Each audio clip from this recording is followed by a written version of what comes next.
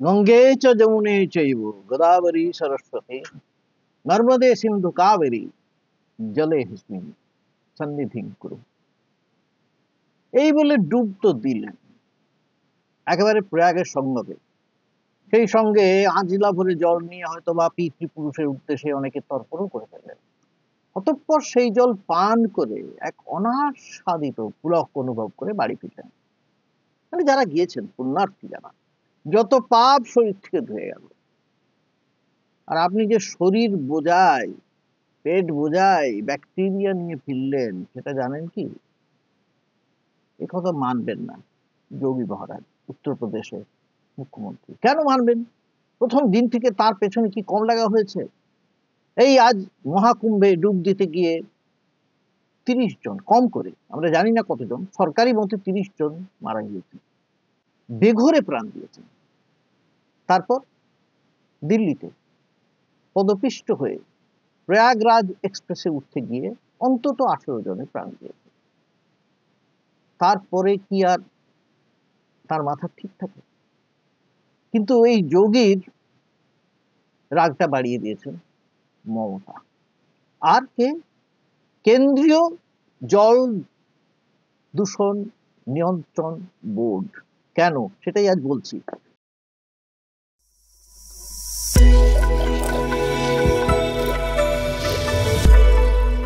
নমস্কার, আমি গৌতম বন্দ্যোপাধ্যায়, আর আপনারা দেখছেন গৌতম ব্যানার্জি অফিসিয়াল। যেটা বলছি যে যোগী আদিত্যনাথের রাগটা বাড়িয়ে দিলেন মমতা বন্দ্যোপাধ্যায়। কেন বাড়িয়ে দিলেন? কারণ তিনি বলে দিলেন ওটা হচ্ছে মহাকুম্ভ নয়, মৃত্যু কুম্ভ। কারণ ওই যে বললাম, পদপিষ্ট হয়ে মারা গেলেন কম করে 30 জন ডুব দিতে গিয়ে। তারপর সেখানে দিল্লিতে প্রয়াগ এক্সপ্রেসে উঠতে গিয়ে অন্তত 18 জনের মৃত্যু।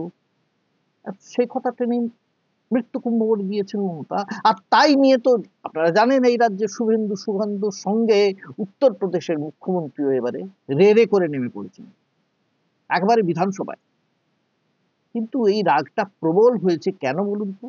কারণ এই যে বললাম একটু আগে, খোদ কেন্দ্রীয় দূষণ নিয়ন্ত্রণ বোর্ডের রিপোর্ট তার মাথাটা গড়বড় করে দিয়েছে।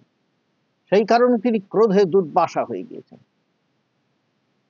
এবারে এই যত সব পুণ্যার্থী ফিরলেন বাড়িতে বাড়িতে, বিভিন্ন জায়গায় ভারতের প্রত্যন্ত গ্রাম থেকে আসা মানুষজন, আমি বড় লোকদের কথা বলছি না, বিরাট বিরাট লোকের কথা বলছি না, মন্ত্রী সান্ত্রীদের কথা বলছি না, সাধারণ মানুষ, খেটে খাওয়া মানুষ কোন রকমে এসেছেন, টাকা পয়সা জোগাড় করে সঞ্চয় করে এই যে এসেছেন। তারা যখন এই জলবাহিত রোগের শিকার হবেন তখন কি হবে? তবে তখন অবশ্য এই যে পুণ্যবান মানুষেরা, কারণ তাদের তো পাপ ধুয়ে গেছে, তারা তো কোনো ভাবতে চাইবেন না এই যে টাইফয়েড, ডায়রিয়া বা হেপাটাইটিসের মতন এই যে রোগ তাদের মধ্যে দেখা দিয়েছে, তার উৎস মহাকুম্ভের স্নান। মোটেই তা নয়, বরং তারা মনে করবেন ওষুধপত্র খেয়ে যখন ঠিক হবেন একটু, যে মহাকুম্ভে স্নান করার জন্যই তারা বেঁচে গেলেন। আর যারা মরে যাবেন তাদের তো মোক্ষ লাভ হয়ে যাবে, কাজে কোনো চিন্তা নেই। কিন্তু সে তো গেল বাইরের কথা, সরকারের মাথাটা কেন খারাপ হচ্ছে? কারণ এই বিতর্ক তো সরকারের পিছু ছাড়বে না যখন এইগুলো সামনে আসবে। আর এই সামনে আসার উৎসটা হয়ে গিয়েছে কেন্দ্রীয় দূষণ নিয়ন্ত্রণ বোর্ড।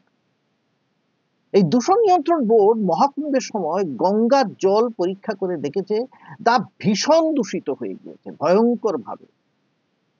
আর দূষণের কারণটা কি শুনবেন? কানে চাপা দিতে হবে আপনাকে। যত নালা নর্দমার আবর্জনা, পয়ঃপ্রণালীর আবর্জনা, মানুষের বিষ্ঠাবাহিত জল, এমনকি মানুষের বিষ্ঠাবাহিত জল গিয়ে মিশেছে গঙ্গার বিভিন্ন জায়গায়। পরীক্ষায় দেখা গিয়েছে এই সমস্ত জলে কিলবিল করছে এই মানুষের বিষ্ঠার মধ্যে থাকে না ফিকাল কলিফর্ম ব্যাকটেরিয়া।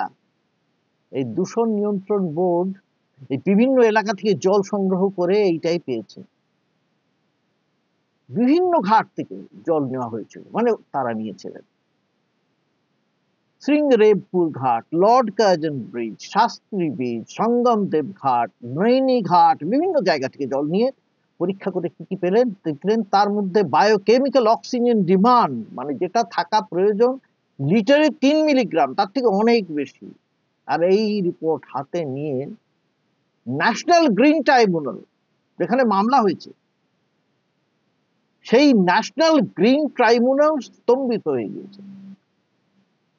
এই ট্রাইব্যুনাল চোখ লাল করে ধমকেছে উত্তরপ্রদেশের দূষণ নিয়ন্ত্রণ বোর্ডকে।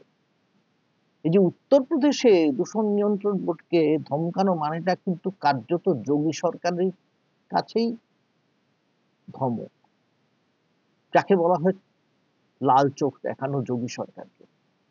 যোগী রাজ্যে এই অনাচারের পিছনে অতীব অপদার্থতার ইঙ্গিত দেখতে পেয়েছে ন্যাশনাল গ্রিন ট্রাইব্যুনাল। জাতীয় দূষণ নিয়ন্ত্রণ বোর্ড জানুয়ারি মাসেই জানিয়ে দিয়েছিল গঙ্গার জলে মারাত্মক সমস্ত ব্যাকটেরিয়ার উপস্থিতি রয়েছে। সেই রিপোর্ট দেখে উত্তরপ্রদেশের দূষণ নিয়ন্ত্রণ বোর্ড নড়ে বসেনি, তারা সম্পূর্ণ রিপোর্টটা সঠিক জায়গায় পেশই করেন। বিচারপতি প্রকাশ শ্রীবাস্তব রীতিমতো তির্যক মন্তব্য করে এই বোর্ডের মানে উত্তরপ্রদেশের দূষণ নিয়ন্ত্রণ বোর্ডের অফিসারদের বলেছেন, আপনারা কি কারুর চাপের মধ্যে কাজ করছেন? মানে তার বলার ইঙ্গিতটা হলো আপনাদের কাজ দেখে মনে হচ্ছে আপনারা কোনো চাপের মধ্যে আছেন। চাপ মানে কি? সরকারি চাপ। একটি সংস্থা আছে ডাউন টু আর্থ বলে, তারা বিভিন্ন রকম সমীক্ষা রিপোর্ট বার করে। তারা বলছে বর্তমান যে বয়ঃপ্রণালী পরিশোধন প্রক্রিয়া চালু থাকা পরেও উত্তরপ্রদেশে দৈনিক অন্তত 53 মিলিয়ন লিটার জল মানে নর্দমার জল অপরিশুদ্ধ অবস্থায় সরাসরি গঙ্গায় পড়েছে। আর তাতে অন্তত 50 কোটি মানুষ ডুব দিয়েছেন, কেউ খেয়েছেন, কেউ বাড়ি নিয়ে গেছেন, কেউ আবার চান করবেন সারা মাস ধরে বছর ধরে, কেউ মেশাবেন খাবারের জলে, সেটা আবার খাবেন, এই হবে। এই ট্রাইব্যুনালে মামলা চলাকালীন শুনানিতে এই অভিযোগ উঠে এসেছে যে নর্দমাগুলো আবর্জনা আর মানুষের বর্জ্যে এত ভর্তি ছিল যে 10টা পরিশোধন কেন্দ্রের ক্ষমতার বাইরে চলে গিয়েছে। এই 10টা কেন্দ্রের মধ্যে অন্যতম হচ্ছে প্রয়াগরাজের পংঘাট কেন্দ্র। সেই পংঘাট কেন্দ্রতে পরিশোধনের ন্যূনতম ব্যবস্থাও ছিল না, এটাও বেরিয়ে এসেছে এই সমীক্ষায়। তাতে অবশ্য বিজেপি কর্মকর্তাদের যায় আসে না।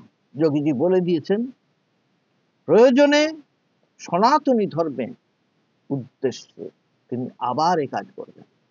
কারুর ক্ষমতা নেই তাকে আটকাবার, নিশ্চয়ই নেই। তাতে মানুষ মারা যায়, সাধারণ মানুষ মারা যায়, ছোটখাটো প্রত্যন্ত এলাকার গরিব মানুষ মারা যায়, তাতে কি এসে গেল?